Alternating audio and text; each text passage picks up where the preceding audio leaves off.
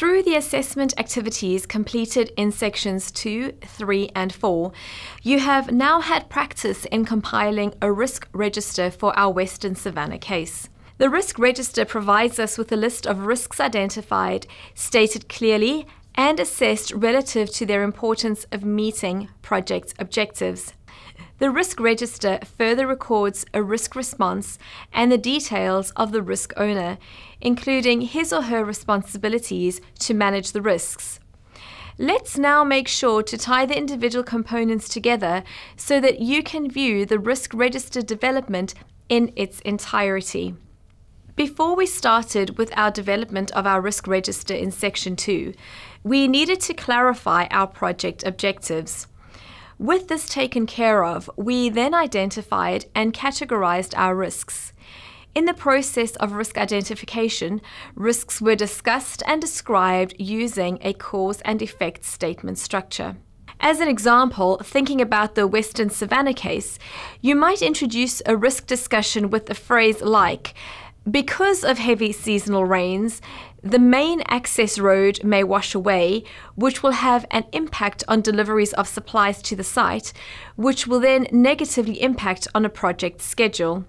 A process of distinguishing the risk from its cause and impact is important in then being able to assess the risk appropriately. In Section 3, we further progressed development of our risk register by undertaking a risk assessment using the risks identified earlier in the Western Savannah case.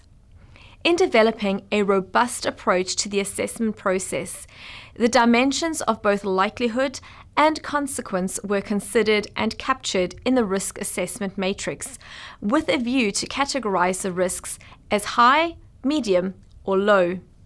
Because risk tolerance varies between people and organizations, we need to ensure that all definitions adopted in the risk assessment process are understood by all stakeholders so that they can distinguish high impact from low impact risks. To ensure this, your risk register must be robust in its input and clarity in terms of definitions and descriptions for each of those inputs. We then expanded the risk register in Section 4 to include risk responses to each of the identified risks. Every risk is assigned to a person who is given ownership of an identified risk or risks. The risk owner is then responsible for planning a response, using available resources, or acquiring additional resources. It is the responsibility of the risk owner to ensure that the action is identified, planned, implemented, and monitored. In some projects, risk responses are discussed but never implemented. Risk responses should be planned, budgeted, staffed, scheduled, and managed like any other important project activity. Risk responses need to be specific and actionable, appropriate to the risk, and likely to be effective. What other benefits can you think of that the creation and maintenance of a risk register provide to you and your projects? The risk register serves as a central repository for the risk information. Its key function is to provide stakeholders with significant information on the main risks faced within the project. It also gives stakeholders a clear view of the status of each risk at any point in time, and is a key reason why risks should be continuously monitored and reviewed and the risk register updated.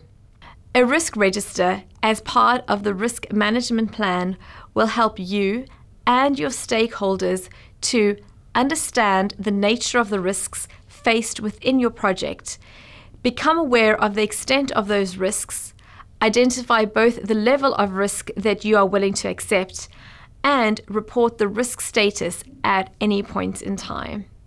The risk register will help you record the type of risk and how it could likely affect the project, the likelihood of the risk occurring and its potential impact to the project, risk priority actions implemented to prevent the risk from occurring, and risk response actions taken in case the risk does occur.